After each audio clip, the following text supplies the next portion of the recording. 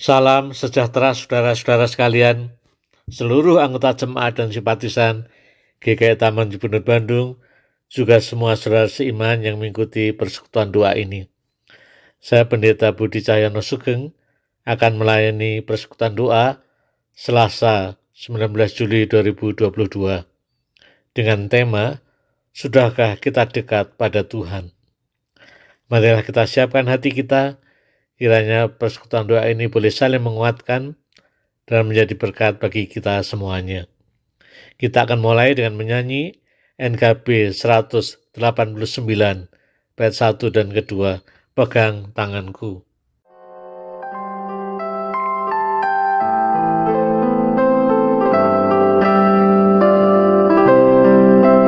Ku ingin selalu dekat padamu, ikut Kau Tuhan, tiada jemu. Bila Kau pimpin kehidupanku, takkan ku ragu, tetap langkahku.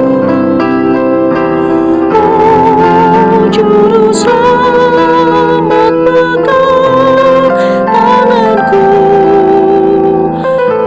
bimbinganmu yang aku perlu.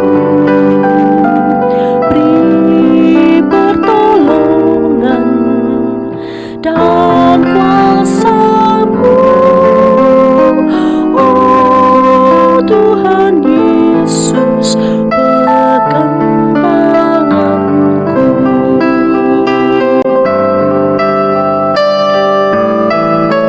Gelap perjalanan yang aku tempuh, namun cerah berseri jiwaku.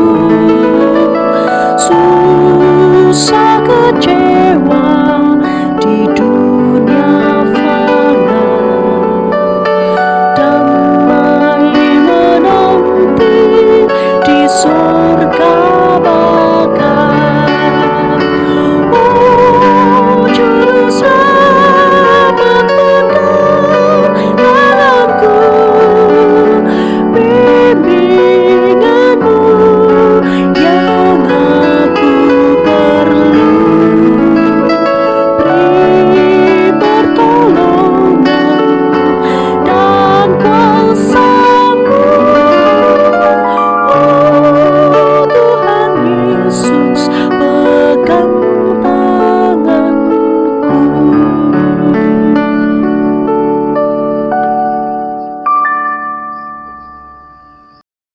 Marilah kita bersama berdoa. Ya Tuhan, Bapa kami dalam surga, yang bersyukur atas segala kasih dan pemeliharaan Tuhan dalam kehidupan kami semuanya. Kalau kami bisa seperti sekarang ini, bukan karena kekuatan dan kepandaian kami, namun anugerah Tuhan sendiri. Kami terus berdoa biarlah Tuhan memberikan kami kekuatan, damai sejahtera dalam menjalani hidup ini. Kami juga bersyukur boleh bersama mengikuti persekutuan doa ini. Kami hendak bersama memuji Tuhan, merenungkan firman-Mu, juga berdoa syafaat. Ya Tuhan, layakkanlah kami semuanya, sehingga persekutuan doa ini boleh menjadi berkat kami semuanya. Dalam nama Tuhan Yesus, kami telah berdoa. Amin. Saudara sekalian, yang menjadi nas persekutuan doa kita, saya bacakan dari Lukas pasal 10, ayat 41 dan 42. Lukas 10 ayat 41 dan 42, yaitu komentar Tuhan Yesus terhadap teguran Marta. Tetapi Tuhan menjawab, Marta, Marta, engkau khawatir dan menyusahkan diri dengan banyak perkara. Tetapi hanya satu hal saja yang perlu. Maria telah memilih bagian yang terbaik, yang tidak akan diambil daripadamu. Saudara sekalian yang kami kasih dalam Kristus, cerita mengenai Maria dan Marta waktu menerima Tuhan Yesus dan murid-muridnya memang pendek, tetapi sungguh mengesankan. Marta dan Maria menerima Tuhan Yesus dan murid-muridnya di rumahnya.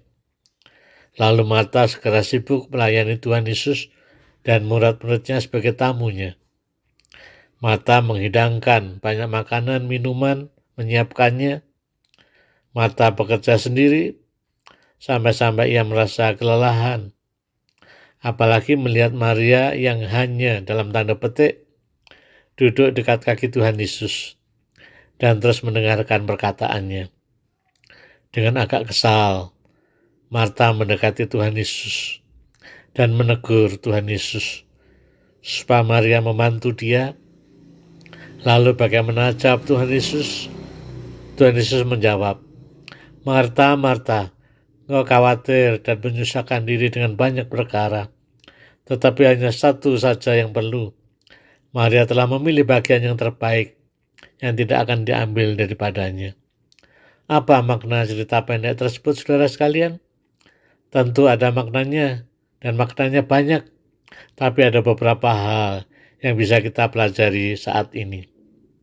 Yang pertama, dalam kehidupan ini ada banyak perkara yang harus kita urus atau kerjakan, tapi jangan mengabaikan yang utama, yaitu menjalin relasi dekat dengan Tuhan. Dalam hidup ini saking banyak yang harus kita urus atau kerjakan, sampai-sampai membuat kita bisa merasa khawatir, susah, lelah, bahkan frustasi. Lalu kita merasa tidak mempunyai waktu lagi untuk mendengarkan kehendak Tuhan. Misalnya urusan pekerjaan, hubungan dengan bank, dengan klien, mencari bahan-bahan yang akan kita jual, telepon sana sini, ditekan, didesak sana sini, dan seterusnya. Bisa juga urusan rumah tangga, misalnya bagaimana menyiasati bahan kebutuhan pokok yang naik, masalah sekolah, les-les anak, masalah suami istri yang mempunyai keinginan ini, itu, lalu mengelola tagihan-tagihan yang ada, dan segala macam hal. Juga urusan pribadi, bagaimana kita mesti sehat, berolahraga, mempercantik diri atau mempersehat diri, bagaimana juga anak, mantu, cucu, dan seterusnya. Ditambah lagi urusan pelayanan, pertemuan ini, itu, rapat ini, itu, dan seterusnya, serta banyak hal, perkara atau urusan yang harus kita kerjakan. Segala macam perkara dan urusan tersebut bisa membuat kita lelah, susah, khawatir, dan peka. Seperti Marta yang sibuk mengurus bagaimana memberikan hidangan-hidangan kepada tamunya. Di sini Tuhan Yesus mengingatkan kita semua. Dalam hidup ini ada banyak perkara atau urusan, tapi jangan melupakan yang utama, yaitu relasi dengan Tuhan. Menjalin relasi yang dekat dengan Tuhan, serta mendengarkan apa keinginan Tuhan itu sangat perlu. Mestinya ini menjadi prioritas bagi kita, sehingga kita tidak tenggelam dengan segala kesibukan kita, tapi kita terarahkan oleh Tuhan. Sehingga kita tahu apa makna atau nilai kesibukan-kesibukan itu, dengan kesibukan mana yang tidak perlu menjadi prioritas utama. Itu bukan berarti kita tidak boleh berlelah atau santai-santai saja, tapi berlelah dengan menyadari maknanya, sehingga kelelahan yang kita alami tidak menyesakkan, melainkan menyukacitakan. Lalu pelajaran yang kedua, yang baik menurut kita belum tentu baik menurut Tuhan. Seperti Marta mengerjakan banyak hal sepertinya baik, tapi Tuhan mengatakan saat itu yang paling baik adalah mendengarkan Tuhan Yesus seperti Maria. Maka kita perlu terus belajar dan introspeksi dan mau mendengarkan kehendak Tuhan. Saat itu bagi Marta yang terbaik adalah mempersiapkan jamuan untuk Tuhan dan murid-muridnya. Tapi menurut Tuhan Yesus lain. Bagi Tuhan Yesus yang terbaik adalah menjalin relasi dan mendengarkan Tuhan Yesus sehingga tahu apa kehendak Tuhan. Karena Tuhan Yesus tidak bisa lama-lama tinggal di rumah Marta dan Maria. Demikian juga kita dengan mendengarkan kehendak Tuhan, maka yang kita kerjakan diharapkan tidak sia-sia, melainkan berkenan pada Tuhan dan bermakna bagi sesama dan diri sendiri. Termasuk dalam pelayanan, kita harus lebih banyak mendengarkan apa yang menjadi kehendak Tuhan, sehingga pelayanan yang kita lakukan berkenan pada Tuhan dan memuliakan Tuhan. Saudara-saudara sekalian, selamat menjadi anak-anak Tuhan yang senantiasa mempunyai waktu untuk mendengarkan kehendak-Nya. Amin. Sekarang kita akan masuk dalam doa syafaat. Kita berdoa untuk anggota jemaat, pergumulan, sakit, penyakit, dan yang lain-lain, juga pergumulan-pergumulan yang aktual pada saat ini. Mari kita berdoa. Ya Tuhan, Bapa kami dalam surga, kami bersyukur kepadamu kalau Engkau terus menyertai kami, mengingatkan kami, agar kami selalu dekat kepadamu di tengah-tengah segala macam kesibukan urusan kami di dunia ini. Kadangkala kami merasa lelah, akhirnya kami kesulitan untuk mendengarkan kehendak-Mu. Tolong agar kami punya waktu, niat, dan kesungguhan untuk punya waktu merenung, berdiam, saat teduh, berdoa membaca firman-Mu, sehingga hidup kami selalu disegarkan. Tuhan, saat ini kami berdoa untuk beberapa saudara kami yang dalam pergumulan, sakit fisik, sakit usia lanjut, atau pergumulan-pergumulan yang lain. Yang berdoa antara lain bagi Ibu Wirawati Kosasih, Ibu Leli Andrian dan suami Bapak Andrian, Bapak Mulya Sitohang, Ibu Betty Suciati, Ibu Elis Rantina, Bapak Mulyana Wijaya, Bapak Semaya, Ibu Yeni Miranti, Ibu Edia, Bapak Budi Kiantoro, Ibu Tris Karyadi, Ibu Windewanta,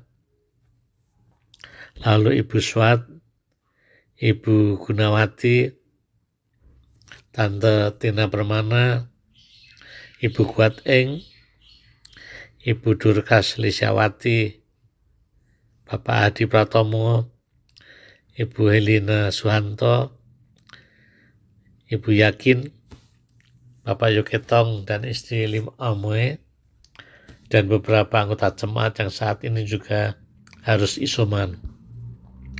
Tuhan, Engkau tahu pergumulan mereka semuanya, termasuk keluarga mereka. Tuhan, terus dampingi mereka, kuatkanlah mereka semuanya, sehingga mereka boleh menghadapi dan menjalani pergumulan sakit, usia lanjut, dan yang lain-lain itu dengan kekuatan dari Tuhan sendiri. Kami terus berdoa untuk seluruh anggota jemaat, simpatisan GKI Taman Cipunut Bandung, juga semua yang mengikuti acara persekutuan doa ini. Tuhan, berkatilah kehidupan mereka, kuatkanlah iman mereka, sehingga mereka tetap kuat menjalani kehidupan ini dan terus bersyukur dan bersukacita. Kami saat ini juga berdoa untuk keluarga Pak Tatang dan Pak Prajono, karena hari Minggu yang lalu mamanya Oma Elin kembali kepada Tuhan di usia yang cukup lanjut, 99 tahun. Kami sungguh bersyukur boleh mengenal Oma Elin ini. Yang percaya Oma Elin di dalam usia lanjutnya dan kesetiaan imannya kepada Tuhan, saat ini merasa bahagia bersama dengan Tuhan.